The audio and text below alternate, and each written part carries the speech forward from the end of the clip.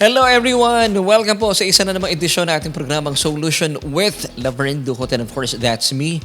Ako nga po inyong makakasama at sasamahan kayo mula ngayon hanggang mamaya. Siyempre pa, dito po yan sa ating Bible Study Online kung saan hatid natin itugon sa ating bawat tanong. And of course, tonight, meron tayong bagong tanong as we, gugunitain na po natin ang nalalapit na Semana Santa, kaya may kinalaman po dito ang ating mga pag-uusapan. But before that, gusto muna natin pasalamatan ang awiting ating napakinggan mula sa Papuri 24 at sa malikhaing pagsusulat ni Mr. Toy Polo. Napakinggan po natin ang awiting 24 na oras mula sa napakagandang tinig po ni Mr. James Reyes na naghatid sa atin sa 31 minuto. Tama, makalipas ang ikapito ng gabi. At muli po maraming salamat for keeping us company at dalayan ko po kung kayo po ay napapagpala, naniniwala sa ating mga tinatalakay every Tuesday night at 7:30, pwede po ba o maglambing po sa inyo? Yes, paki-share po yung ating broadcast sa inyong mga kaibigan, sa inyong mga kakilala at syempre pa sa inyong mga kapamilya. And as promised tonight ay napakaganda po na ating pag-uusapan dahil ilang araw na lamang po ay atin pong gugunitain na naman ang napakamakasaysayan sa mundo na kung saan ay talaga namang nagpabago ng buhay ng maraming tao. At yan po ay may kinalaman sa mahal na araw. And bago po tayo magtutuloy-tuloy pa sa ating mga pag-uusapan, gusto ko muna batiin lahat ng mga kaibigan natin sa loob at labas ng Pilipinas. Good morning, good afternoon, and of course, good evening at sa lahat po ng ating mga kababayan sa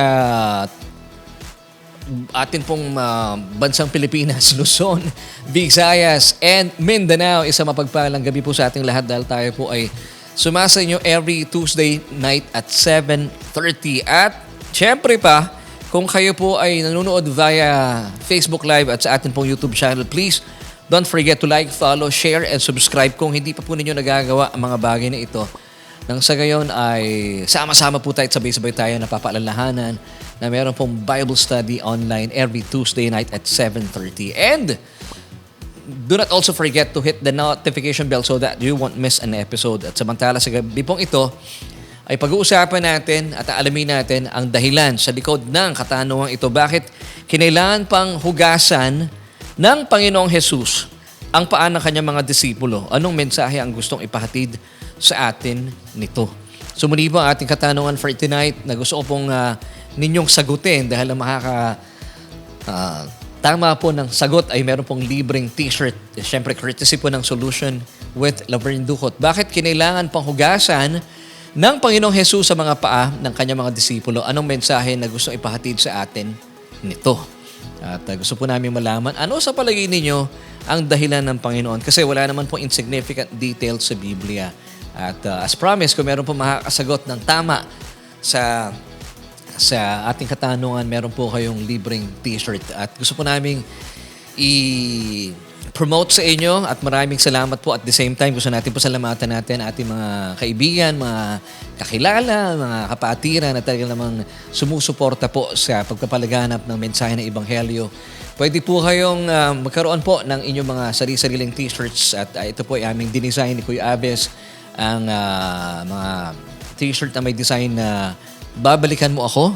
Yan po ay hango sa Papuri 23 album. And of course, ang cruise mula sa Papuri 25 album. And ang introductory price po natin ay 499 pesos with, ito po, maganda po, unahan nyo na.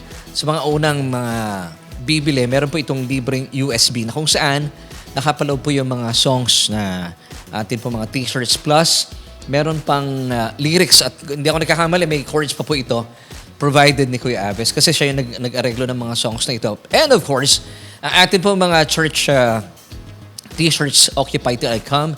Yan po yung ating theme for 2024 at ang ating campus advocacy na Grace.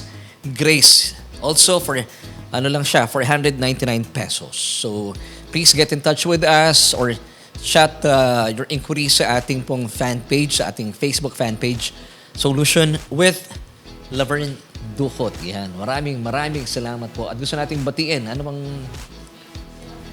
isa lang ang mananalo for tonight. Yes, so kung meron po kayong sagot, alamin ni Mrs. kung sino yung unang makakasagot.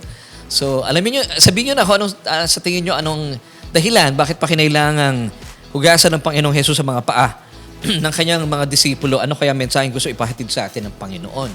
So, isang mananalo ng t-shirt sa tamang makasasagot nito. And of course, gusto kong batiin ng advance happy birthday kay Jetro Flores. Isa po sa aming mga masipag na manggagawa sa church. He'll be celebrating his birthday on Friday, March 22. Ilang taon na ba si Kuya Jetro? 21. Kuya Jetro, happy birthday.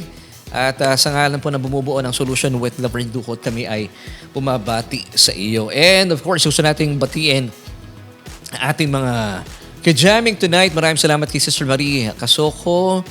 Thank you din kay Sister Mary Ann Ordonio Punsalan, and she is watching right now.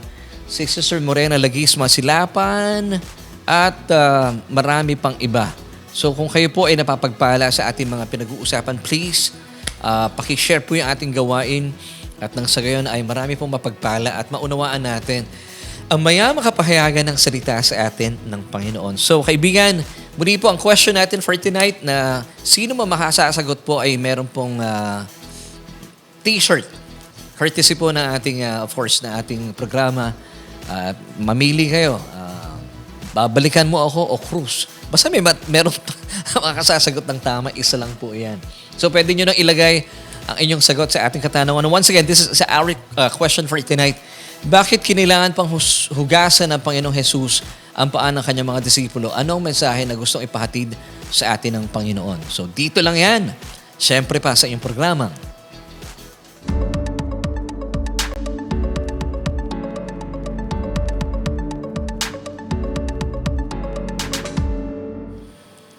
At syempre pa, tuloy-tuloy po tayo sa ating gawain at ang oras natin ay ganap lang 37 minuto makalipas ang alas 7 o ikapito ng gabi. At maraming salamat for joining us tonight. Nandyan si Sister Sally Jeronimo Rayo. Of course, magandang gabi rin kay Brother Joel Rayo at sa ating mga kaibigan. Then, sa Bulacan, nandyan si Sister Gigi Cristobal Mendoza, sila Sister Dolor. Ano ba apelido ni Sister Dolor? Mami. Santa Ana. Ayan. So maraming salamat po mga kaibigan natin sa Bulacan. And Sister Mary Grace Siambao Rayo, magandang gabi rin po sa inyo. Salamat din kay Brother Makoy Alcantara na kasama natin tonight. And of course, hello kay Ate Jackie Alcantara at sa kanilang bunsong anak si Ate Ashley Alcantara. Good evening. And kay Ate Ina Mangila, binabati natin si Sister Pressy Mangila at ang kanyang business din. Kanyang business si Presili. Ang ganda ng kanyang business. Ano? Sister Pressy, we hope to see you soon. At sa gabi pong ito, pag-usapan na po natin, ang ganda ng ating mga tatalakayin. At alamin po natin ngayong gabing ito, ano yung dahilan ng Panginoong Hesukristo? Bakit po niya kinailangan pang hugasan ang paa ng kanyang mga minamahal na disipulo?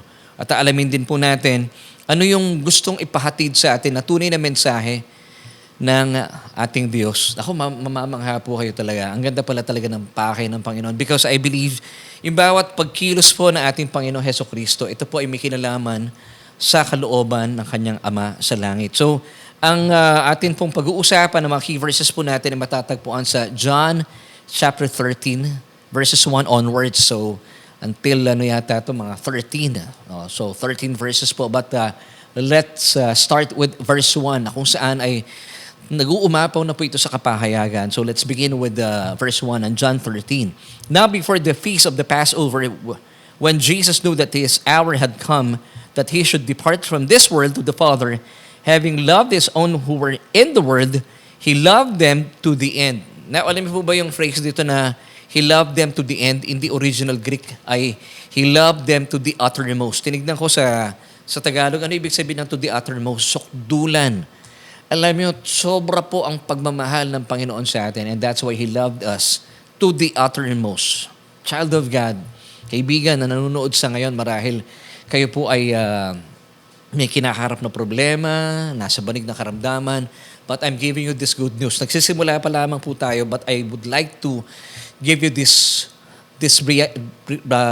reality that God is so in love with you.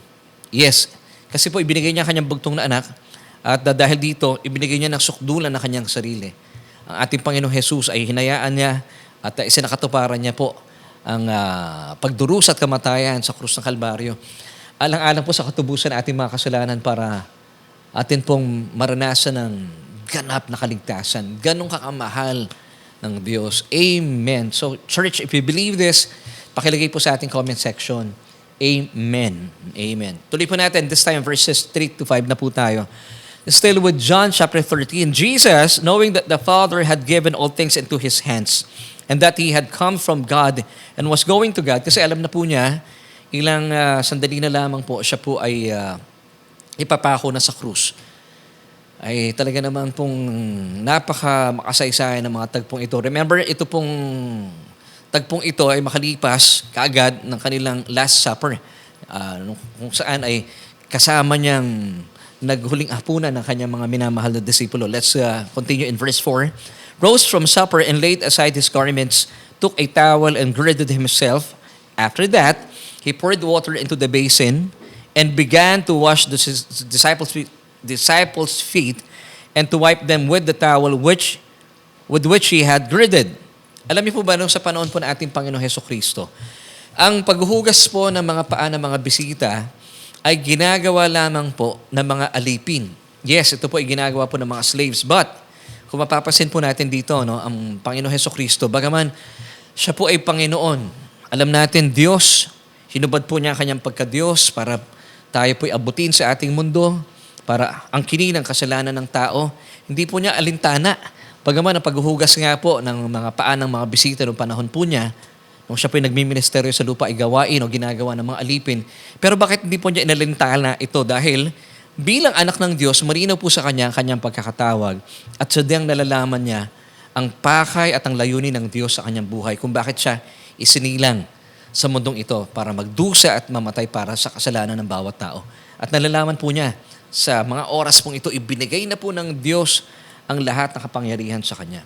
So once again, bukod po dito sa mga katotohanan ito, bakit hindi po alintana ng ating Panginoon Hesukristo na siya po ay hugasan niya ang maruruming paa ng kanyang mga disipulo. Take note, mga panahon yun, hindi naman kagandahan ng mga tsinelas o mga sandalyas na ginagamit po ng mga disipulo. So I'm sure, galing po sila sa lakaran at ng mga panahon yun, wala naman talagang kotse. So sila po lakad ng lakad. So imagine, gaano po kadumi ang mga paa ng mga disipulong ito, pero sa kabila po nito, ito po ay buong pusong hinugasan ng Panginoon. Alam niyo kung bakit?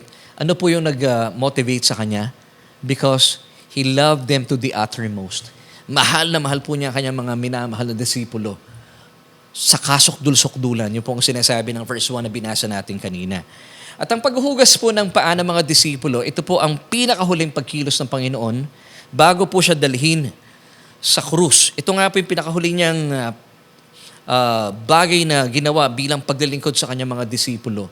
Bago po siya dalhin sa panahon at sa lugar na kung saan magdurusa po siya, tahantong sa kamatayan, alang-alang sa ating katubusan at sa ating kaligtasan. Now, dahil po ito ay talaga naman makasaysayan itong mga pangyayaring ito, alamin po natin sa gabing ito, ano yung gustong ipahatid at gustong ipabatid sa atin ng Panginoon. Kasi po wala pong insignificant detail sa Biblia.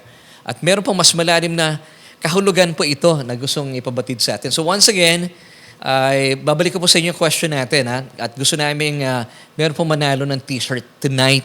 At meron na bang nanalo, ma? Wala pa? Chine-check po ni Mrs. So once again, this is our question for tonight.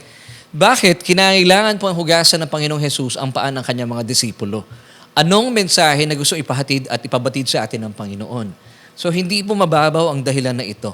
At alamin natin, so tuloy-tuloy po tayo, alamin na natin ang ilan pa sa mga nangyari para nang sa gayon ay unti-unti po nating masipat talaga kung ano yung magandang mensahe na gustong ipahatid at ipabatid sa atin ng Panginoon. So let's continue this time in verses 6 until 7 naman po tayo. Still with John chapter 13. Then Jesus came to Simon Peter, and Peter said to him, Lord, are you washing my feet? Jesus answered and said to him, what I am doing, you do not understand now, but you will know after this. So sabi ng Panginoong Jesus, yung gagawin ko sa inyo ngayon, hindi mo pa naintindihan, pero darating ang panahon, you will understand. So, ang paghuhugas po ng paa ng mga disipulo was a symbolic act presenting a truth. after Jesus' death. Kasi mahalaga po na maintindihan natin really, of course, pinag-usapan natin sa ating pag-aaral every Tuesday night na ang krus po is the dividing line of human history. Before the cross, ay maunawaan po natin, ang Hudyo po ay nasa ilalim ng lumang kasunduan ng kautusan. But after the cross, something phenomenal happened. So sabi ng Panginoon Hesukristo, yung ginagawa ko sa inyo ngayon, Pedro, hindi mo maunawaan, pero maunawaan mo after this. So I believe Jesus was telling Peter na mauunawaan mo to right after the cross, right after His death. So ano yung gusto ipabatid sa atin ng Panginoon na hindi po mababaw na dahilan. Very significant po ito. Na bilang mananampalataya, you should know. So tuloy po natin ang pagbasa this time. Ay balikan natin. Still, John chapter 13 verse 7. Jesus answered and said to him, yung him po dito, si Peter, "What I am doing, you do not understand now, but you will know after this." So gusto pong ipahatid sa atin ng Panginoong Jesus, kasama po tayo, na meron pong magandang mensahe po ang ating mapagmahal na Panginoon. Talagang tumutugma sa sinasabi niya sa verse 1 pa lang. Kasi yung He loved them, referring to the disciples, and I believe tayo rin po kasama dito. Kasi disciples din tayo, matetes, mga mag-aaral, tayo po yung mga anak ng Diyos. Jesus loved us to the uttermost. Sobrang mahal tayo ng Diyos. So, number 1, gusto ko pong ipaalam sa inyo na talagang naisin pong ipabatid sa atin ng Panginoon, kakaiba po ang ating Diyos na sinasamba. Amen. Pakilagay po sa ating comment section, kakaiba ang Diyos nating sinasamba because hinubad po niya ang kanyang pagka-Diyos and He came to this world not to be served but to serve. Wow! Wala pong kagaya ang ating Diyos na sinasamba. Ang karamihan po na nagpapanggap na Diyos, talaga naman, yung kanilang mga miyembro ay gusto nila hindi magkanda ugaga na paglingkuran sila. Ibang mga miyembro nila gusto nila talaga namang ay natataranta na sila'y paglingkuran. Pero ang ating Panginoong Jesus po, bilang Diyos, sinubad niya ang kanyang pagka-Diyos para abutin po ang tao sa mundo. Nagpakababa, nagkatawang tao para abutin ang ating mundo at abutin at angkinin ang kasalanan ng tao. Now, bakit po? Sabi ng Matthew chapter 20 verse 28, "Just as the Son of Man did not come to be served, but to serve and to give His life a ransom for many." So, mga kapatid, una sa lahat, ito po magandang balita. Ipinapakita ng Panginoon, hindi niya alintana na, of course, ang kultura sa panahon po niya noong panahong yon, ang naghuhugas ng paa ng mga bisita ay gawain ng mga alipin. Pero hindi niya alintana ito. Ano po ang nagtulak sa kanya para gawin ito? Because He loved them, yung kanyang mga disipulo, to the uttermost. So, ang puso ng Panginoon na parito siya, una, pagmamahal. Wow. Ikalawa, He came, hindi para paglingkuran, kundi paglingkuran ka ng kanyang pag-ibig, ng kanyang pagmamahal. So, consent yourselves to be loved, to be served by Jesus. Amen. Naku, napakasaya po ng puso ng Panginoon kapag ikaw ay kanyang pinaglilingkuran. Once again, let me give you Matthew 20 verse 28. "Just as the Son of Man did not come to be served but to serve and to give His life a ransom for many." Alam niyo ang bottom line po dito, because He loves you so much. So kapag mahal na mahal ka ng Diyos, yun po kanyang paglilingkod sa iyo sa pamagitan ng kanyang bugtong na anak na si Kristo, talaga namang wala pong kaparis. Kahit po yung iba mga nagpapanggap na mga Diyos o anak ng Diyos, hindi po nila nagawa ito. Ang atin pong Diyos, na talagang Diyos na lumalang ng langit at lupa, bagaman sa kanya pong kataas-taasan, dahil mahal na mahal tayo ng Diyos, hindi niya po alintana na tayo po ay kanyang paglingkuran. At dahil naman tayo po nai-in love sa kanyang nananaganang pag-ibig sa atin, kaya hindi natin mapigilang maglingkod back sa kanya. Di ba? Sabi nga ng 1 John 4:19, "We love Him because He first loved us." Kaya naman we serve Him because He first served us. Amen and amen. So balikan po natin yung ating question for tonight. Bakit kinailangan pang hugasan ng Panginoong Jesus ang paa ng kanyang mga disipulo? So, kaibigan, ano po ang mensahe na gusto ipabatid sa atin ng Panginoon dito? At meron na bang nanalo? Wala pa rin. Sige po, challenge po natin sa mga makasasagot. sa ating question for tonight, may libre po kayong t-shirt courtesy ng Solution with Laverne Ducot. Alam niyo po, nakagawian na po nating mga Kristiyano, no? Ako, karanasan ko na po ito, no?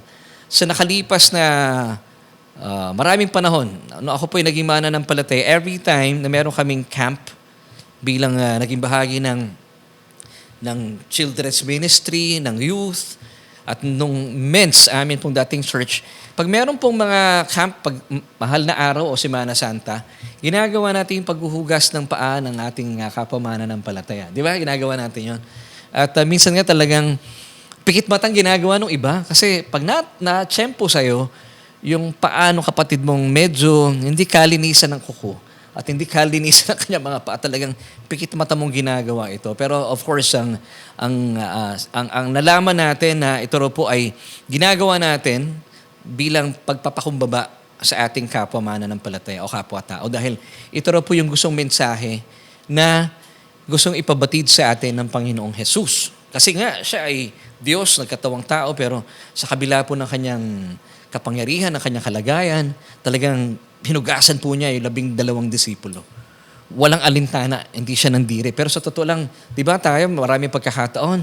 Yun nga, gaya na sinabi ko kanina, pag nandidiri tayo, talagang pikit mata natin hinuhugasan yung mga paa at na-tsempo ka pa sa hindi kalinisan yung na-i-assign sa'yo. Ito nga, tigi-isa lang tayo mga paa, hindi natin magawa ng maayos di ba? Ang Panginoon pa. So ito ba talaga ang purpose ng Panginoon kung ba't niya ito ginawa para magsilbing modelo?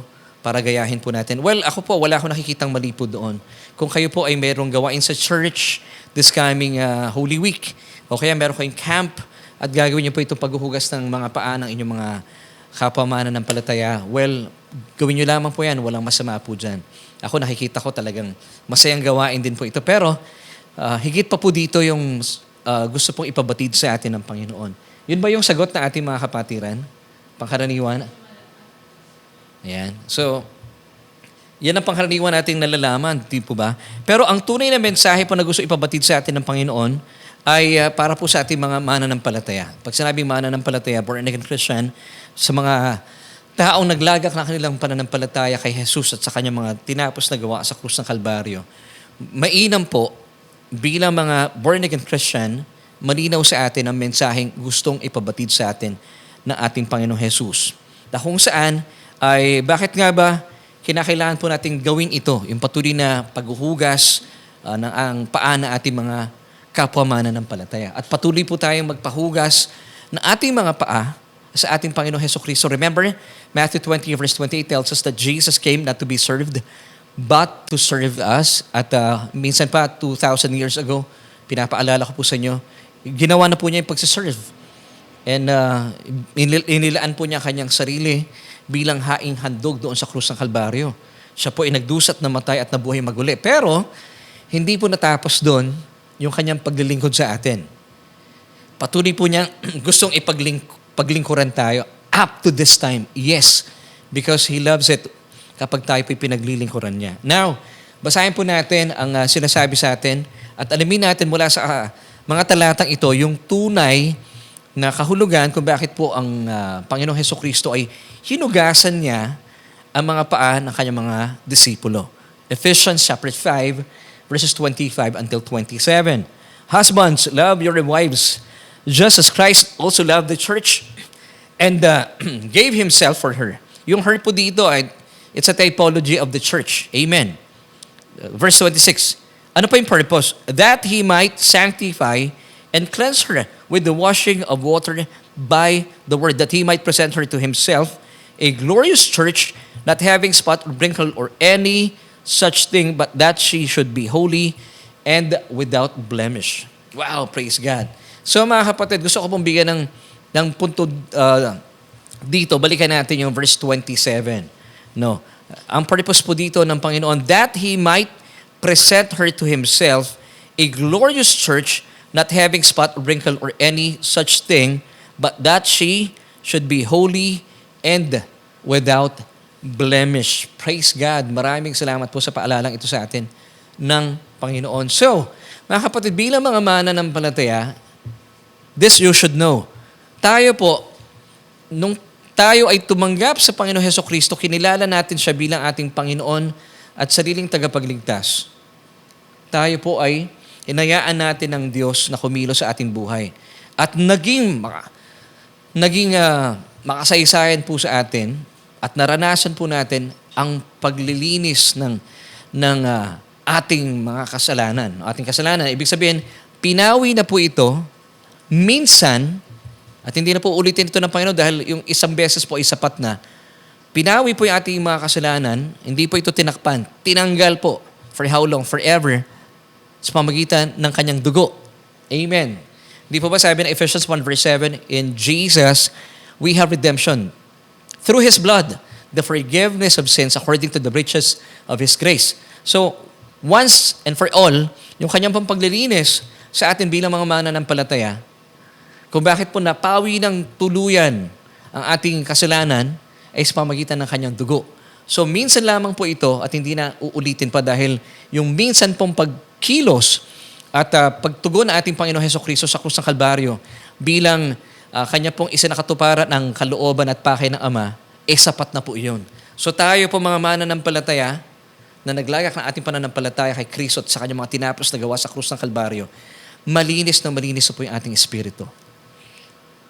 Malinis na. Kaya naman, ang ating pong espiritu ay na-born again. Ito po ay itinuturing na at sa mata ng Diyos, malinis, matuwid. Walang kasing tuwid, walang kasing linis. Kaya naman, ang banal na espiritu ng Diyos ay nananahan na at mananahan na sa ating mga espiritu. For how long? Forever. Dahil po sa one time na ginawa po makasaysayan na ating Panginoon Hesukristo, na hinugasan niya ang ating mga kasalanan sa pamagitan ng kanyang dugo. So, minsan lamang po ito. Hindi na po ito uulitin pa. Samantala, ang atin pong kaluluwa ay kinakailangan po ng tuloy-tuloy na paglilinis. Ang tawag po dito ay sanctification. It's a process. Amen. Now, alamin natin.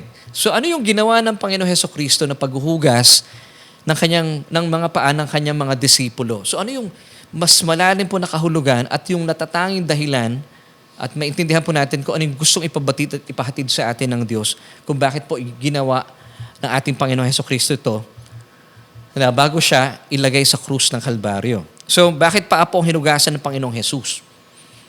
Bakit? Dahil ito po ay tumutukoy sa ating pang-araw-araw na paglakad na kung saan kapag tayo po ay naglalakad sa mundong ito, ang ating pong mga paa ay nadudumihan ng mga alikabok at mga putik na dulot ng mga masasamang balita ng mundong ito. So sabi ng Panginoon kay Pedro, sapat na ang paa para hugasan ko. Hindi mo na kailangang hugasan pa ang ulo mo, ang katawan mo. Kasi bilang mananampalataya, naging malinis na po tayo ng kanyang dugo. One time lamang po yun.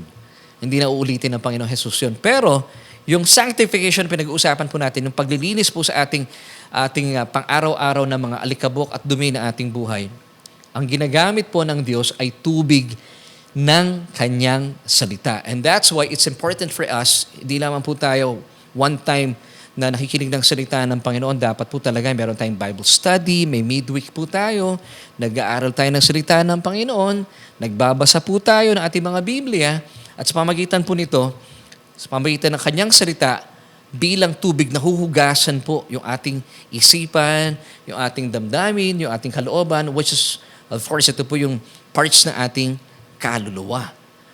At kapag nalilinisan po ito, bakit narurumihan? Kasi nga po, di ba, nakakatanggap tayo ng mga masasamang balita dulot po ng mundong ito. Now, bakit mga paa? Once again, kasi nga po, ang mga paa, di ba tayo, ako nararamdaman ko minsan paggabi. Or, pag umaga, no? Galing ka sa labas, pagod na pagod ka.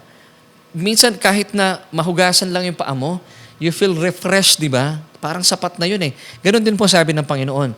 Kasi nga po yung ating mga paa ang siyang ipinanlalakad natin, ginagamit natin sa ating pang-araw-araw na transaksyon, na kung saan ito po yung unang-unang narurumihan.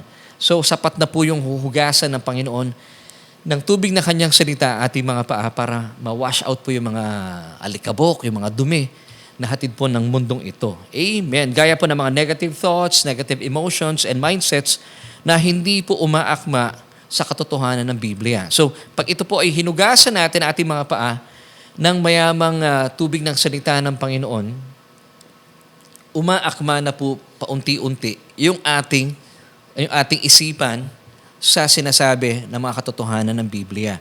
At sa pamagitan po, once again, ng patuloy na pag-aaral, ng pagbabasa at pakikinig ng mga grace-based at Christ-centered messages, dapat po masuri tayo, maging mapanuri tayo sa ating mga pinapakinggan. Hindi po pwedeng, let me use the word mekos-mekos or mix-mix message. It should be grace-based, it should be Christ-centered, kasi pag hindi po Christ-centered, hindi po grace-based ang inyong pinapakinggan, malilito po tayo. Masisira po ang inyong theology.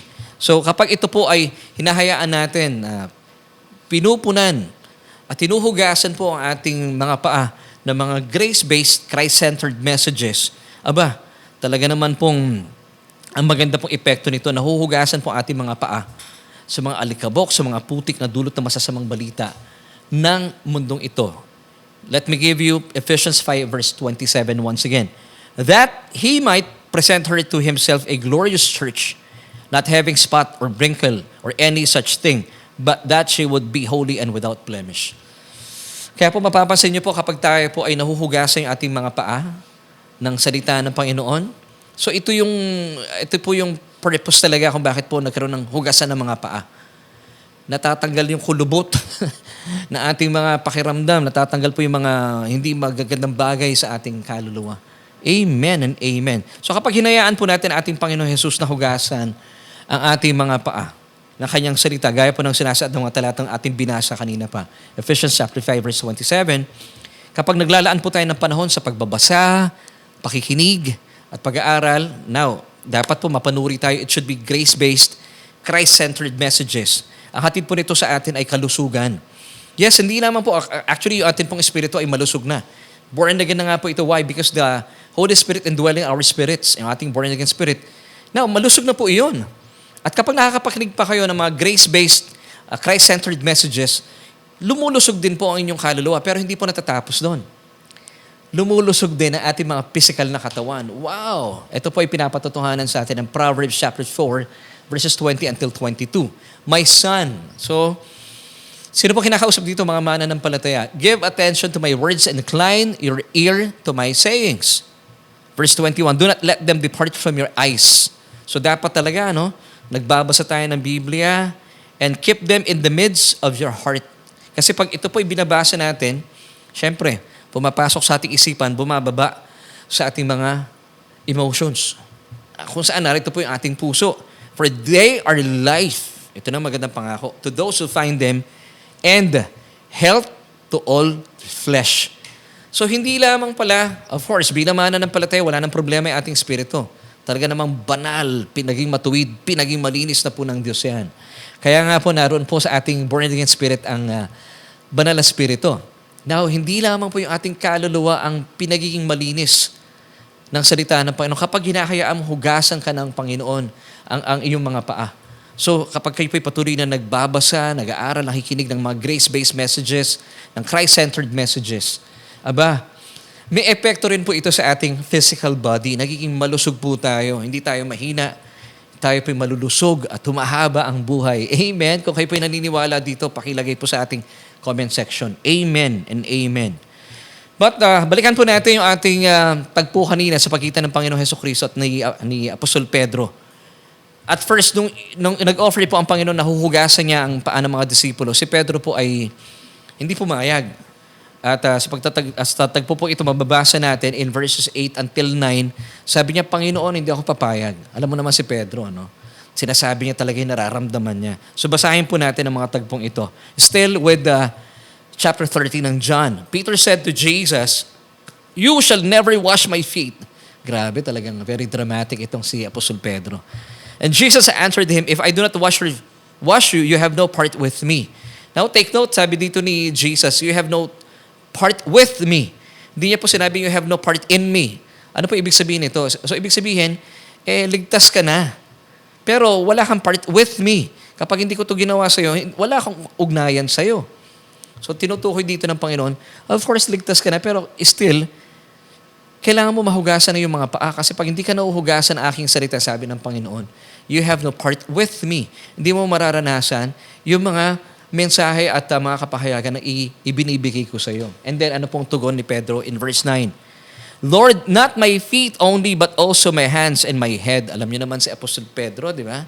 Nung nalaman niya, hindi, kung wala akong magiging part with you, Lord, wag lang pa akong hugasan mo, damay mo na ang aking mga kamay at ulo. Pero ito pong sabi ng Panginoon, gaya ng sinabi ko kanina in verse 10, He who is bath needs only to wash his feet. Kung naligo ka na, Jesus was telling us dito, kung ikaw ay isang mananampalataya na, you already took a bath, pinaliguan ka na, nilinis ka na ng dugo.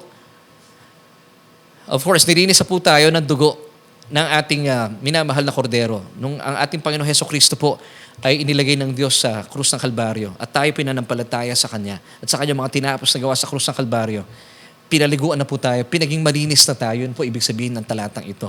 Kaya po hindi na natin kinailangan pang paliguan kapag tayo po inarurumihan. Tuloy po natin ang pagbasa. Verse 10, but is completely clean.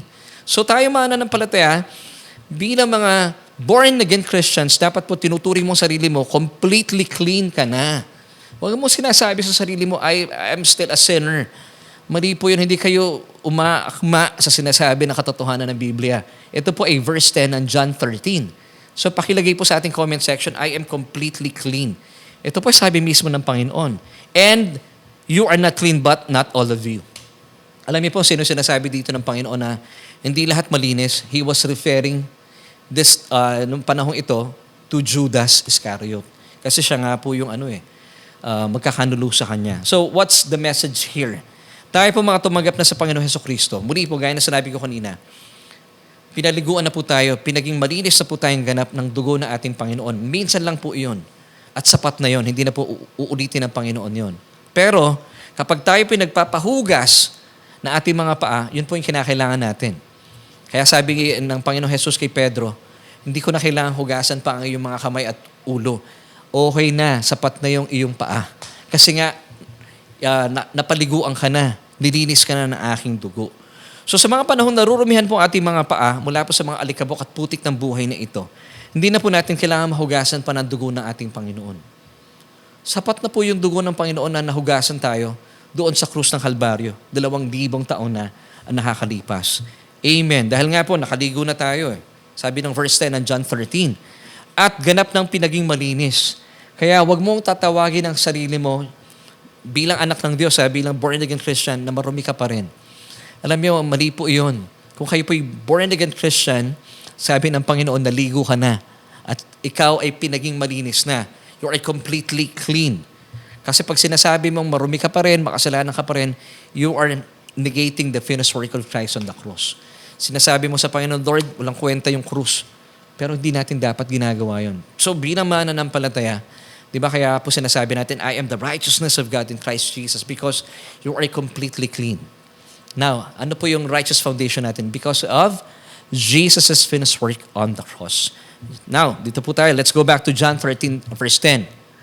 Jesus said to Peter, He who is bathed needs only to wash his feet, but is completely clean. And you are clean, but not all of you. So once again, yung tinutukoy po dito na hindi po kasama sa mga nilinis na was Judas. Basahin natin ng verse 11. For he knew who would betray him. Therefore he said, you are not all clean. So naging malinaw po ito mga kapatid. I pray na kayo po ay nasasabayan tayo. So alamin natin, bakit kinailangan po niyang hugasan pa at nag-iwan po siya ng magandang halimbawa ang Panginoon Hesukristo. Yun po ay sa pagpapatuloy para po maintindihan natin. Kung nagpakita po ng napakagandang modelo ang Panginoon at imahe at halimbawa sa atin ng Panginoon Jesus na hinugasan po niya ang kanyang mga disipulo, gusto din po niya na tayo po bilang mga mananampalataya ay hinuhugasan din po natin yung mga paa ng ating mga kapwa mananampalataya, ating mga kapatid. Gaya pa na sinabi ko kanina, kung meron kayong mga camps or meron kayong mga gawain sa church na paghuhugas literal ng mga paa ng inyong mga kapatiran, wala akong makitang mali doon. Okay lang po yung gawin po ninyo kung wala naman pong, hindi naman po kayo no-offend doon. It's just okay. Pero ang mas malinaw po ditong mensahe ng Panginoon sa atin, bakit po natin kailangan hugasan ang mga paa ng ating mga kapatiran? Ito po yung, this is symbolic basically. At after the cross, ang gusto ng Panginoon sa atin, na gawin din po natin sa ating mga kapatiran, hugasan natin ang kanilang mga paa sa pamamagitan ng salita ng Panginoon. So, imbes na maghanap tayo ng mga salita makasasakit sa ating mga kapatiran, bigyan po natin sila ng mga tubig ng salita ng Panginoon para mahugasan po yung kanilang mga bigat na dinadala sa buhay. Kaya po, talagang importante bilang mga mananampalataya, you have to find a local church sa inyong community. Kasi bilang mananampalataya, you belong to a universal church, pero you need to have a local church na kung saan dito po natin may isasagawa yung tinatawag na paghuhugas ng paa ng ating mga kapatiran by speaking life to them, declaring mga encouragement sa buhay nila. Kapag nakakita mo yung mga kapatid mo na bumabagsak, sinasabi nila may mga problema sila, i-affirm natin sila, encourage po natin sila.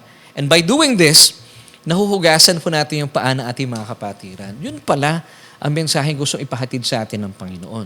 So kaya gusto ng Panginoon, sabi niya, nagpakita na ako na halimbawa sa inyo. So gawin ninyo yan sa inyong mga kapatid. So ano po yung paghuhugas na ginagamit? Of course, nung time na yon, physical water. But sa panahon natin sa ngayon, yung water na sinasaad sa atin ay yung salita ng Panginoon. So kapag tayo po nasa church, di ba? Sa church po, meron po iniwan na precepts ng Panginoon, yung 4 na precepts ng mga early church in Acts chapter 2 verse 42. And in those days, yung mga kapatiran natin, they continued in the apostles' doctrine, in fellowship, kasama po sa 4 na precepts yung fellowship, in the breaking of bread, and in prayers. So makikita natin kasama yung fellowship kasi kapag meron pong fellowship sa church, doon na po natin nahuhugasan yung mga paa na ating mga kapatiran. Hindi po natin sila binibigyan ng mga chismis, hindi tayo nagmamarites sa kanila, mga mensahe ng makapagbibigay ng bigat sa kanilang buhay because binibigyan natin sila ng salita na kung saan sila po ay nabubuhayan ng kalooban. Salita mismo ng Panginoon. Words of affirmation, confirmation, and words of edification. At kapag ginagawa po natin ito sa ating mga kapatid, naghuhugasan po tayo ng paa. So yun po yung napaka-mensahe po kung bakit ginawa ito sa atin ng Panginoon. This time, let's read verses 13 until 17, still with John chapter 13. You call me teacher and Lord, and you say, well, for so I am.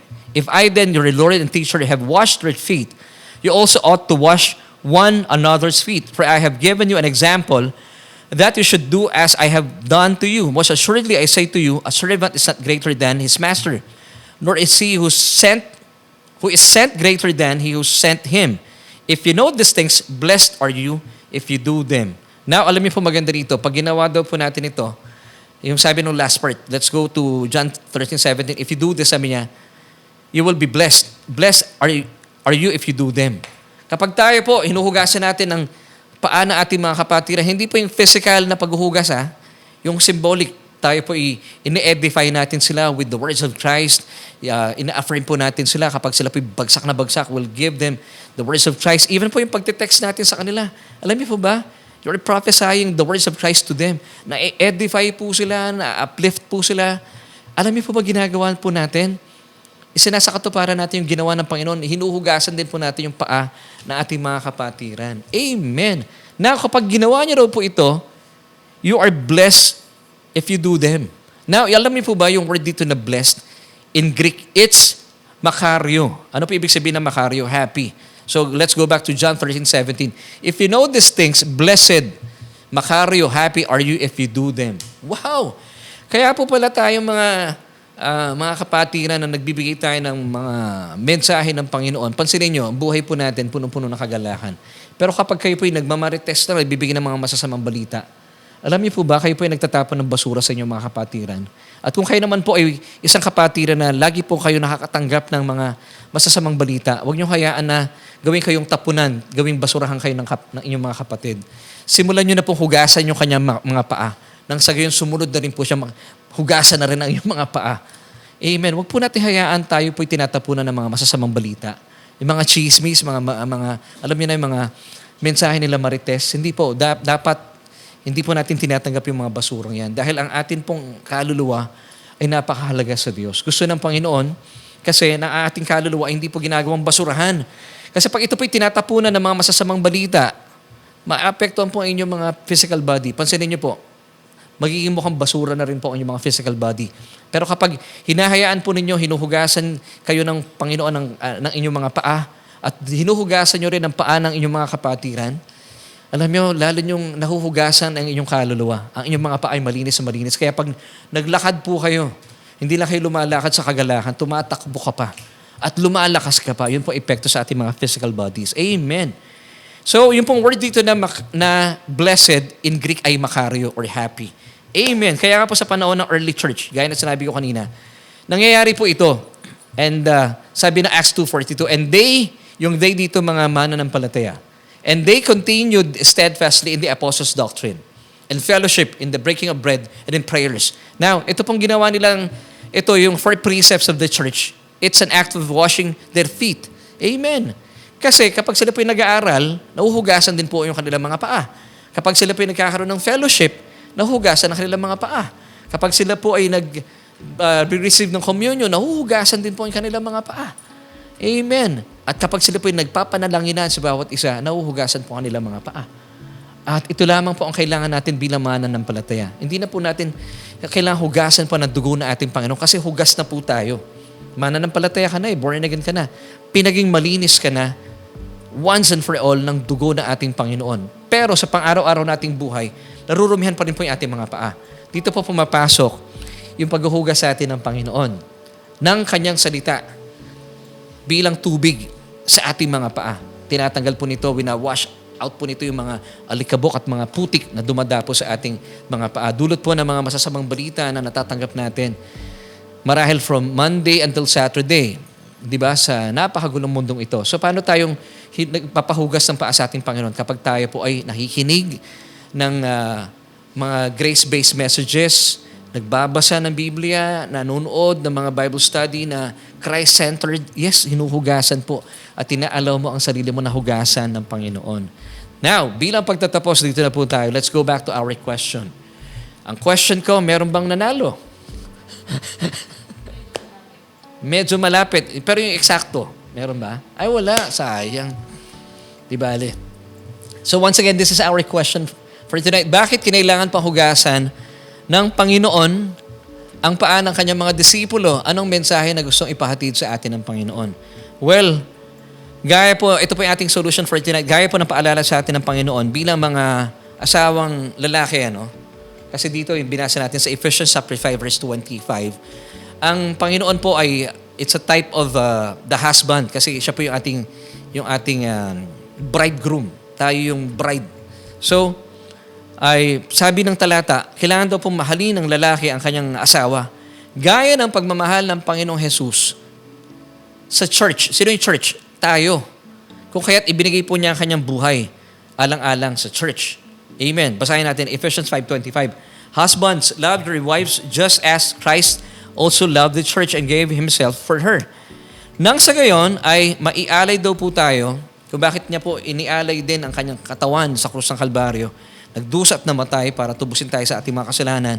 Nang sa gayon tayo po ay maging malinis at maihatid sa harapan ng Diyos na walang bahid, walang kulubot. At makalipas po nito, tayo na ngayon ay hinuhugasan ang ating mga paa. Para kung tayo po ay nagkakaroon, of course, ating pang-araw-araw na paglakad sa buhay na ito, ang ating mga paa ay narurumihan ng mga putik na alikabok ng mundong ito. Pero kapag hinahayaan natin ng Panginoon na tayo po ay nililinis ng kanyang salita, abay, lumilinis din po yung ating mga paa at ito po ay nakakalakad ng matuwid sa ating pang-araw-araw na nilalakaran sa mundong ito. At kapag nangyayari po ito, mga kapatid, tayo po ay bilang iglesia ay may haharap po tayo sa Diyos ng walang kulubot, walang dungis, at banal at walang kapintasan. Ephesians chapter 5 verse 26 until 27, that He might sanctify and cleanse her. Yung her po dito is the church, with the washing of water by the word, that He might present her to Himself, a glorious church, not having spot or wrinkle or any such thing, but that she should be holy and without blemish. So, mga kapatid, hinahayaan po natin ating Panginoon Hesukristo na hugasan ating mga paa kapag tayo po'y nag-aaral, nakikinig, at nagbabasa ng salita ng Panginoon. It should be Christ-centered, grace-based messages. At kapag ito po ay regular nating ginagawa, Pinahayaan natin ang Panginoon Hesukristo na hugasan ating mga paa. At nalilinis po ating mga paa. Yun lamang pong kailangan natin, mahugasan ating mga paa ng mga salita na tubig, na nagsisilbing tubig para mahugasan po ang mga putik at mga alikabok sa ating mga paa. At kapag ito po yung nangyayari sa atin, hayaan mo rin ang iyong sarili na hugasan din po ang mga paa ng iyong kapwa mananampalataya. Kaya po ang Panginoon, hinugasan niya isa-isa yung kanyang mga disipulo. So nag-iiwan po siya ng mensahe na atin pong gagayahin. Hindi lamang po tayong hinugasan, maghugasan tayo ng paa. Paano po natin pinapagawa po ito? Sa pamagitan po na ating pagbibigay po ng mga salita ng buhay. Imbes na nagbibigay ka ng mga salitang nagbibigay ng masasamang mapanirang salita sa tao, sa ating paligid, aralin at hanapin na lang po natin ang mga mabubuti sa kanila. At ito po ang tunay na kahulugan na ginawa ng ating Panginoon ng Kanya pong hinugasan ang paa ng Kanyang mga alagad. So kapag kayo po ay nagsasalita ng buhay sa kanila, ina-affirm po natin ating mga kapatiran. Binibigyan po natin ng mga salita na nagbibigay ng sigla at pag-asa. Hinuhugasan po natin ang paa ng ating mga kapatiran. And one last verse as we end. Hebrews 10:24. And let us consider one another in order to stir up love and good works. At nangyayari po ito, of course, sa community ng isang church. Amen and amen. So, maraming salamat po for joining me tonight, and I pray na kayo po ay nahugasan ang inyong mga paa ng mayamang tubig ng salita ng Panginoon. So kaibigan, marahil kayo po ay nararanasan nyo pa parang pakiramdam mo madumi ka. Kung kayo po ay wala pang relasyon sa Panginoon, well, of course, marami po talaga. Yung dumi yan ay mararanasan nyo sa inyong espiritu, sa inyong kaluluwa at sa inyong katawan. Pero hindi pa po huli ang lahat because meron pong paanyaya sa atin ng Diyos. Sabi po niya in Romans 10 verse 9 that if you confess with your mouth the Lord Jesus Christ and believe in your heart that He was raised, that Jesus, His Son, was raised from the dead, you shall be saved. So I would like to encourage you, I would like to invite you, at sana po ay isa kayo sa mga tumugon. Tanggapin po natin ang Panginoon Hesukristo para hindi lamang po niya mahugasan ang inyong mga espiritu at patuloy po niya huhugasan ang inyong mga paa. Tanggapin po natin ang paanyaya ng Ama. At sa pamagitan po ng pananalangin ito na nagmumula sa inyong puso, manampalataya po kayo. Kayo po ay maliligtas. So, please, pray this prayer with me. Sabihin niyo po ito, O Diyos, kinikilala ko aking sarili, walang kakayahan para iligtas sa aking buhay. Kaya naman, Jesus, nananampalataya ako sa iyo at sa iyong mga tinapos na gawa sa krus ng Kalbaryo. Dahil dito, pinawi mo na aking kasalanan. Naniniwala rin po ako na makalipas ng 3 araw, kayo po ay nabuhay mula sa kamatayan. Salamat po, O Diyos. Salamat, Ama, sa kaligtasan na iyong kaloob. At salamat din po na aking pangalan ay nakasulat na sa aklat ng buhay. Amen at amen. So kaibigan, kung kayo po ay isa sa mga sumunod sa panalangin ito, well, hindi na kayo basta kaibigan lang. Tayo po ay magkakapatid na.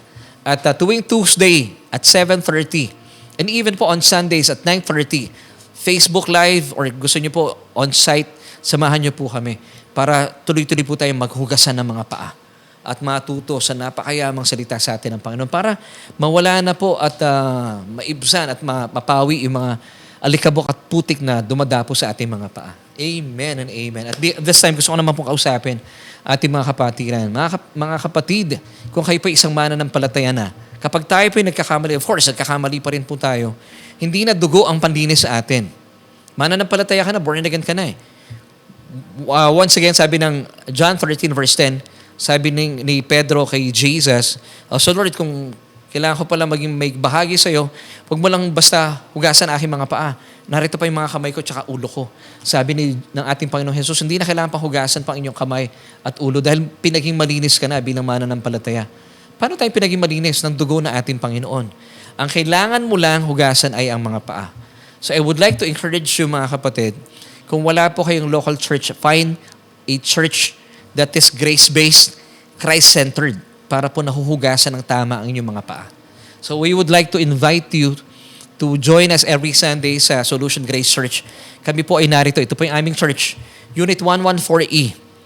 Tia Maria Sarao Building, CV Star Avenue, Pamplona 2, Las Piñas City. Every Sunday at 9:30 in the morning, sama-sama po tayo, magpahugas tayo ng paa sa ating Panginoon at maghugasan din po tayo ng paa sa mayamang salita na atin pong napapakinggan dito po sa ating pananambahan. So I would like to pray for you before we end. Panginoon, salamat po sa kapatid na ito. At nagpapasalamat kami dahil sobra pong pinagpala kami sa gabing ito. Dahil natuntun po namin yung malalim na kahulugan kung bakit kailangan pang hugasan ng Panginoong Jesus ang paan ng kanyang 12 disipulo. Ay para lamang pala, Panginoon, maunawaan namin na bilang mananampalataya, kinakailangan po namin ng salita ng Panginoon bilang aming tubig para pawiin at alisin ang mga alikabok at putik na sa aming mga paa dahil po sa paglakad namin sa mundong ito. Salamat, O Diyos, dahil pinagyayaman mo aming kaisipan sa mga katotohanan ito. At bilang mananampalataya, gusto mo maintindihan namin, hindi lang namin gawin, Panginoon, physically, ang paghuhugas ng paa na aming mga kapatiran.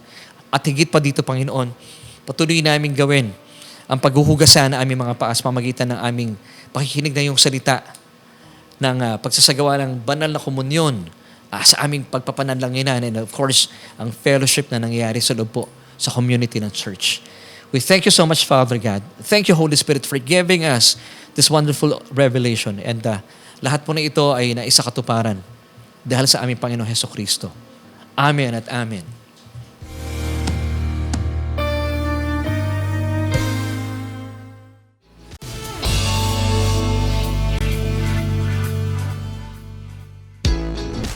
Yes, maraming salamat, kaibigan. It's 26 minutes after 8 at tayo po ay nasa dulong bahagi na ng ating programa. And salamat po for joining me tonight. At dalayan ko po na meron kayong natutuhan. At nakita natin, no, na akala natin yun lang yung ginawa po ng Panginoon in John 13 ay yung physical na paghuhugas ng paa. But it's more than that. Gusto pala niya yung tuloy-tuloy na paghuhugas, ibig sabihin, pakikinig, pagbabasa, at pag-aaral ng mga salita ng Diyos. It should be grace-based. It should be Christ-centered. Hindi po dapat yung mga inspirational message or motivational talk lang. It should be the gospel of Jesus Christ. Amen and amen. So kaibigan, bagaman wala pong nanalo ngayon, ay i-review po namin at alamin namin kung sino yung nanalo. At as promised, kung meron pong nakasagot talaga, we'll be giving away 1 t-shirt for tonight. So maraming salamat po. But before we end this Bible study, gusto natin batiin ang Magadeb family. Of course, salamat po for joining us. Si Nanay Linda. Naku, alam ko nanonood si Nanay Linda. Kumusta po kayo? Of course, si Sister Maylene. Salamat po for always joining us every Tuesday. Si Brother Roy. Alam ko nasa Qatar. Si Bettina, si Mori. And of course, sino pa? Si Doktora Mags Abaya Plata. Nanonood sila ngayon. Maraming salamat po for joining us. Of course, sila Sister Josie and Robert Galon. Maraming salamat po for always joining us every Tuesday. At si Ate Maisa nanonood. Wow, sabing itatry niya pero talaga naman sinamahan tayo. Salamat Ate Maisa. At kay Kuya Ed at kay Gab na I hope nandyan sa bahay. Salamat din kay Sister Edna and Brother Andy Magalong. Bagaman sila po ay magkalayong mag-asawa pero nagsasama sila every Tuesday nights kay Sister Edna kasi nasa Kalamba lang siya. Pero umaga siguro kay Brother Andy, no? Hindi, parang parehas lang na yung timeline nun, no? Brother Andy, hello, kumusta po kayo? And of course, ang Grace Missionary Baptist Church, hello po, thank you for joining us tonight. And salamat kay Sister Maria Ellen Mateo Losito, ang mga kapatid natin sa Taytay Rizal. Thank you so much po for joining us tonight. See you soon. Sister Norma Vitales, bagay na bagay kay Brother Philip yung damit niya. Maraming salamat po. At kayo po ay tumangkilik sa ating mga t-shirts. At Sister Pauline A.B. Gueco, yes, I believe that. Hindi ka lang healed, malinis na malinis ka pa. In Jesus' name. Amen. Salamat po for joining us tonight. Sila Brother Jonathan Banag Texon. Amen. Yun. Sumagot pala siya dito. Sister Imelda Ramos, salamat po. At Jonathan Banag Texon, maraming salamat mga kapatid. At sa mga nakasama natin. At yes, tayo po ay nasa huling bahagi na ng ating programa. At before we end, gusto namin pasalamatan ang lahat ng mga sumusuporta po sa ating gawain. At sa mga gusto po magkaroon ng t-shirts, yes, you may chat us for inquiries. Punta lamang po kayo sa ating Facebook fan page at get in touch with Kuya Avis.